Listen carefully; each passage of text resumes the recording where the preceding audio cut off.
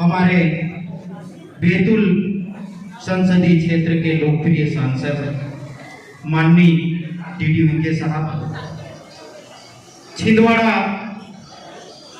नगर निगम के महापौर माननीय विक्रम महाके जी और हमारे लोकप्रिय विधायक नीलेश उइके जी, साथ ही नागपुर से पधारे डॉक्टर मनोज मड़ावी जी और एक ऐसे शख्स तुकाराम मरकड़े जी कोने में बैठे थे, शायद चले गए, समाज के एक सक्रिय कार्यकर्ता और मंच पे मंचासीन हमारे समाज के सभी वीर योद्धा और एक नौजवान साथी मध्य प्रदेश आदिवासी कांग्रेस के प्रांतीय अध्यक्ष रामू टेकाम जी और नारी शक्ति।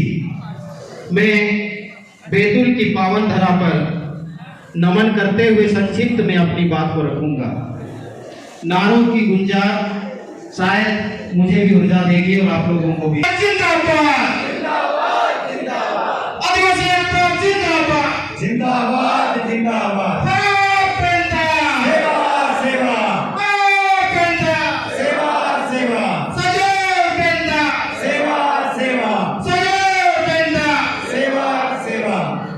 आज प्रांतीय अधिवेशन बैतूल में एक ऐतिहासिक कार्यक्रम संपन्न होने जा रहा है। हम लोग आदिवासी कर्मचारी अधिकारी संगठन आकाश का गठन बहुत ही दूरदृष्टि लक्ष्य को रखते हुए और आज की विकट परिस्थितियों को ध्यान में रखते हुए 24 अप्रैल 2016 को जब इस मध्य प्रदेश के हाई कोर्ट ने एक ऐसा निर्णय सुनाया जिसमें पदोन्नति में आरक्षण समाप्त किया जाए 30 अप्रैल 2016 को, और उसके ठीक 6 दिन पहले आकाश संगठन का गठन हुआ। ये एक योग संयोग कहिए, कुछ हमारे साथी ये कहने लगे कि हमारे समाज के क्रीम वर्ग अधिकारी कर्मचारी के ऊपर डंडा चलने लगा, इसलिए समाज के कर्मचारी अधिकारी लोग इकट्ठे होने लगे। लेकिन इसके पीछे के मकसद कुछ अलग है।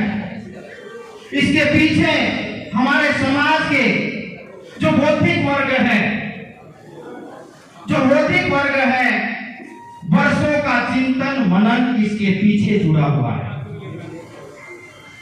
हमारे समाज का जो सक्षम वर्ग है, चाहे आर्थिक दृष्टिकोण से हो, चाहे बौद्धिक दृष्टिकोण से हो, या जिनके पास में थोड़ा बहुत समय मिलता है, वह है मेरे समाज का कर्मचारी और अधिकारी वर्ग। लेकिन ये दुख की बात थी 2016 के पहले तक कि मेरे समाज का सक्षम वर्ग के पास में समाज के लिए सोचने के लिए समय नहीं है, समाज के लिए पढ़ने के लिए समय नहीं है, समाज के लिए बोलने के लिए समय नहीं है और समाज के लिए लड़ने के लिए समय नहीं है। ऐसी विकट परिस्थितियों में आकाश संगठन का गठन किया। मेरे समाज के पास में प्रति माह यदि रेगुलर इनकम आती है तो एकमात्र वर्ग है कर्मचारी। यदि मेरे समाज का टैलेंट कहीं आकर रुकता है, आप लोग देखिए, ये तो अलग बात है कि आज डीडी उइके साहब, विक्रम महाके जी, ऐसे जो नीलेश उइके जी, जो लोग बैठे हैं पढ़े लिखे हैं, अदरवाइज पढ़ा लिखा टैलेंट यदि रुकता है तो सरकार का नौकर बन के रुकता है। मेरे समाज के पास में कोई बड़ी बड़ी इंडस्ट्री नहीं है। मैं समझ चाहूंगा कि मेरे समाज के पास में अच्छा कुशल राजनीतिक नेतृत्व भी नहीं है और मेरे समाज के पास में जो जल जंगल जमीन था वो इस व्यवस्था के कुचक्र की वजह से वो छीना जा रहा है। आखिर आदिवासी समाज करेगा क्या, जिएगा कैसे? हम बोलते हैं जय जोहर का नारा है, भारत देश हमारा है, लेकिन रियल में क्या है? जो कभी इस देश के नौकर हुआ करते थे, मजदूर हुआ करते थे, वो इस देश के मालिक हो गए हैं। और जो मालिक थे सारे लोग, ये हम नहीं कहते, इस देश का माननीय सुप्रीम कोर्ट कहता है। इस देश के जो प्रमुख राजनीतिक विचारधारा है, उसके प्रमुख लोग आज कहने लगे हैं कि यदि इस धरती का मूल मालिक है तो आदिवासी समाज है। लेकिन क्या रियल में ऐसा है? नहीं है। मेरे समाज के पास में खाने के लिए अन्न नहीं है, अच्छा वस्त्र पहन ले, कंधे के ऐसा वस्त्र नहीं है, और छत अच्छा बना ले ऐसा उनके पास में व्यवस्था नहीं है।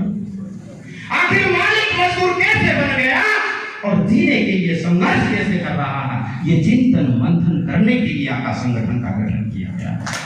हम लोग मजाक नहीं कर रहे हैं। बहुत सारे लोग बोलते हैं कि आदिवासी समाज के कर्मचारी अधिकारी लोग इकट्ठे हो रहे और राजनीति कर रहे हैं। क्यों भाई? दूसरे समाज के लोग इकट्ठे होते तो आपको तकलीफ नहीं होती है, लेकिन आदिवासी समाज के लोग थोड़े से इकट्ठे होके मौखिक चर्चा करने लगे तो बुझा जाता है, नाना प्रकार के संबोधन दिए जाते हैं। मेरे समाज के कर्मचारी अधिकारी वर्ग जो दुख तकलीफ को समझता है और समाज के लिए लड़ने के लिए आगे आता है, जो इस देश में संविधान में जो अधिकार दिए गए अधिकार की बात करता है, और जो शासन प्रशासन की जो जन कल्याणकारी योजना है आम जनता तक मिले, उसका प्रयास में यदि आगे जाता है तो क्या कहते हैं? ये नेतागिरी कर रहा है। इसको जरा सबक सिखाइए, इसका कान पर भिन्न मुद्रा कीजिए, बालाघाट कीजिए, दमोह कीजिए, गुना कीजिए। ऐसा क्या अपराध कर दिया उसने? वो तो समाज के लिए लड़ रहा है। शासन प्रशासन जो अपना काम नहीं कर पा रही है, उसके काम में हाथ बटाने का काम कर रहे हैं, लेकिन दुर्भावनावश उसको परेशान किया जाता है। तो साथियों, ये जो षड्यंत्र है, ये जो कुचक्र है, यदि समझ सकेगा तो मेरे समाज का पढ़ा लिखा वर्ग और उसमें भी कर्मचारी अधिकारी लोग समझ सकेंगे। और हमको यदि यहां तक पहुंचाया है तो किसने पहुंचाया? थे वो लाल कलर का सर्टिफिकेट मिलता है, जाति प्रमाण पत्र, उसकी बदौलत हम यहां पर पहुंचे हैं, जिसकी बदौलत हमको अच्छी शिक्षा मिल पाई, जिसकी बदौलत हमको अच्छे हॉस्टल में एजुकेशन लेने के लिए लायक बने, और जिसकी बदौलत हमने हायर एजुकेशन प्राप्त किया और शासकीय सेवा में भर्ती हुए। लेकिन हम लोग भूल जाते हैं कि जिसकी बदौलत हम लोग यहाँ पे पहुंचे हैं, क्या अंतिम पंक्ति का व्यक्ति अच्छा जीवन जी रहा है, अच्छा भोजन मिल रहा है, अच्छा स्वास्थ्य मिल रहा है, अच्छा एजुकेशन प्राप्त कर पा रहा है क्या? नहीं। तो ये सोचने के लिए कर्मचारी अधिकारी को इकट्ठा करके चिंतन मंथन करने की आवश्यकता है। इसलिए आका संगठन का गठन किया है। आप लोग करते रहिए राजनीति, आप लोग करते रहिए नेतृत्व, लेकिन अच्छा नेतृत्व जैसे अभी नव कुमार शर्मिया जी आके बोल रहे थे, 5th शेड्यूल की बात करते हैं, 6th शेड्यूल की बात करते हैं, पैसा कानून की बात करते हैं, वनाधिकार मान्यता कानून की बात करते हैं, और जितने भी हम लोगों के लिए नियम कायदे कानून बने हुए हैं, यदि वैसा नेतृत्व मेरे समाज से जाए तो हम लोग ताली की गड़गड़ाहट से उनका स्वागत अभिनंदन करेंगे।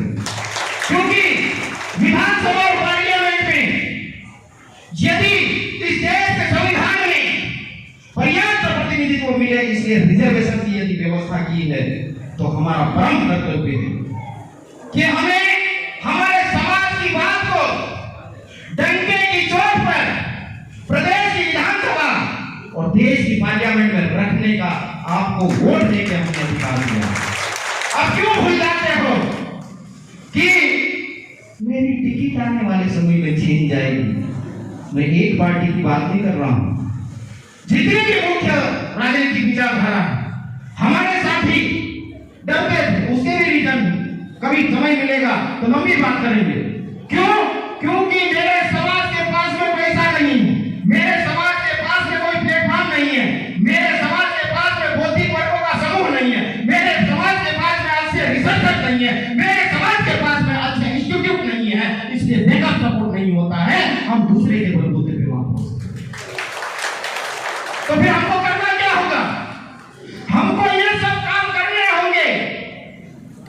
नेता तो बनेगा।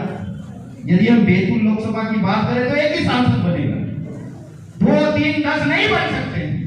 ठीक है, तब तक संघर्ष कीजिए, लड़िए, जो करना कीजिए, लेकिन जब मौका मिले तो मौके को छोड़िए मत। अगली बार की चिंता मत कीजिए। मेरे हिस्से की जितनी जवाबदारी है मैं पूरी करूं, क्योंकि चाहे मैं बनूं या आप बने, बनेगा आदिवासी, क्योंकि इस देश के संविधान की इस सोच के साथ में हम लोगों को ये काम करना होगा। यह बैतूल जिले के जो साथी, मैं बार बार उनको नमन करता हूं, वंदन करता हूं। हमारे आदरणीय सरवन मरकाम जी, संजू धुर्वे जी, शंकर सिंह आगे जी और उनकी पूरी टीम को मैं बार बार वंदन नमन करता हूं कि आपने मध्य प्रदेश में सबसे ज्यादा यदि आकाश संगठन के सदस्य बनाए हैं तो बैतूल जिले में। आपके अंदर दर्द है, आपके अंदर कुछ कर गुजरने की क्षमता है, इसलिए आप ये सब काम कर रहे हैं। तो जो बैतूल जिले के जो कार्यकर्ता हैं, चाहे निचले तबके के लोग हो, चाहे प्रशासनिक नेतृत्व करने वाले लोग हो, चाहे राजनीतिक नेतृत्व करने वाले लोग हो, उनको हमारे कार्यकर्ताओं को संरक्षण देने की जरूरत है, ना कि उनको परेशान करने की जरूरत है। पर एक और चीज मैं बताना चाहूंगा कि आप मत कीजिए परेशान। जो व्यक्ति रचनात्मक काम में लगा हुआ, आकाश संगठन का जो पहला उद्देश्य है कि आदिवासी समाज के कर्मचारियों और अधिकारियों के हितों की रक्षा करना और समाज के लिए रचनात्मक काम करना, इसमें मुझे नहीं लगता कि कहीं कोई संशय की बात है। तो जो लोग हमारे कर्मचारी अधिकारियों के हितों के लिए लड़ रहे हैं और समाज के लिए रचनात्मक काम कर रहे हैं, उनको करने दीजिए और सहयोग कीजिए। वरना होता यह है कि बार बार परेशान करोगे, बार बार परेशान करोगे, तो जो सारे लोग खुल के मैदान में आएंगे तो आप लोग संभाल नहीं पाओगे, क्योंकि पढ़ा लिखा हुआ जो रोड पे निकलता है तो दुनिया की कोई भी ताकत से संभाल नहीं पाता। तो मैं आखिरी बात करके अपनी बात को समाप्त करूंगा। क्यों? क्योंकि मुझे मेरे अतिथियों को भी सुनना है, उनके सुझाव को भी हमको सुनना है। तो जो आकाश संगठन के बारे में लोगों के मन में यदि छोटा मोटा भ्रम है तो पहली फुर्सत में उसे निकाल दीजिए, मान लीजिए अपने दिमाग को। क्यों? ये आकाश संगठन न तो कांग्रेस के बाप का है, न बीजेपी के बाप का है, ये आदिवासियों का है और आदिवासियों से लड़ने के लिए बनाया गया है। इसलिए कहीं आरोप प्रत्यारोप करने की जरूरत नहीं है। और मेरे संगठन के जो शीर्ष नेतृत्व है, चाहे प्रांतीयवादी हो, चाहे जिलावादी हो, किसी से भी हमको राजनीतिक रूप से कहीं इधर उधर होने की जरूरत नहीं है, क्योंकि हम समाज के लिए लड़ने के लिए बने हुए हैं। हाँ, एक बात और यहाँ पे स्पष्ट करने की जरूरत है, समाज का कोई भी सामाजिक संगठन राजनीति ना करे। सामाजिक संगठन का व्यक्ति राजनीति कर सकता है, लेकिन सामाजिक संगठन समाज के कल्याण के लिए संघर्ष कीजिए, हक अधिकार के लिए लड़िए, नहीं तो मेरा आदिवासी समाज थोड़ा थोड़ा जो इकट्ठा हो बिखर जाएगा। इसको बिखरने से पहले रोकिए। अच्छा नेतृत्व है तो मैं कह रहा हूं कि लड़िए। आसाम जैसे जो लोकप्रिय सांसद है, 2 बार निर्दलीय सांसद रहते हैं, ऐतिहासिक वोटों से जीतते हैं। यदि आपको लड़ना ही है तो निर्दलीय लड़िए, और यदि लड़ना ही है तो किसी प्रमुख राजनीतिक विचारधारा से टिकट लेकर लड़िए, लेकिन किसी भी संगठन को तोड़ने या बर्बाद करने का या बदनाम करने का काम मत कीजिए। जैसे तैसे करके समाज खड़ा हो रहा है, नहीं तो इस देश की व्यवस्था में बैठे हुए लोग बहुत बदमाश हैं, आपसे बहुत ज्यादा बौद्धिक रूप से वो सक्षम है, आर्थिक रूप से सक्षम है, धन बल बाहुबल सभी बलों से सक्षम है, आपको तहस नहस करके रख देंगे। और जो आप भारत देश का मालिक कहते हैं वो कहीं का नहीं छोड़ेंगे। इसलिए बहुत सोच समझ के करने की जरूरत है काम। और समाज का जो पढ़ा लिखा होता है, विशेष करके प्रशासनिक अधिकारी है, उनकी बड़ी जवाबदारी है। जो कर्मचारी है उनकी बड़ी जवाबदारी है।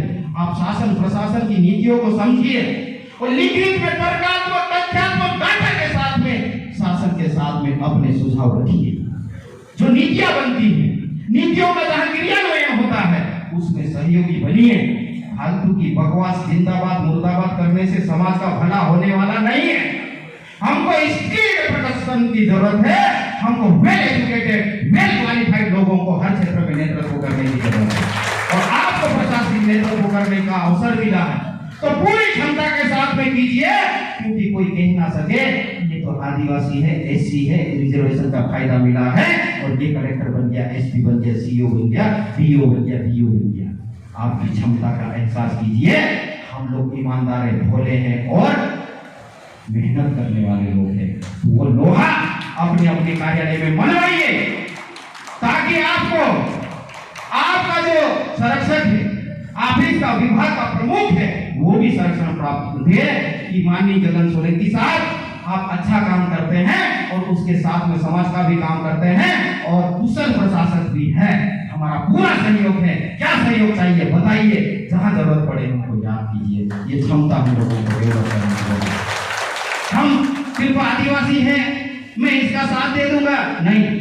अच्छा है तो अच्छा बोलिए, खराब है तो खराब बोलिए और जो खराब है उसको सुधारने का प्रयास कीजिए। यदि छोटी छोटी चीजों को हम करेंगे तो शायद हम लोग अच्छा कर जाएंगे।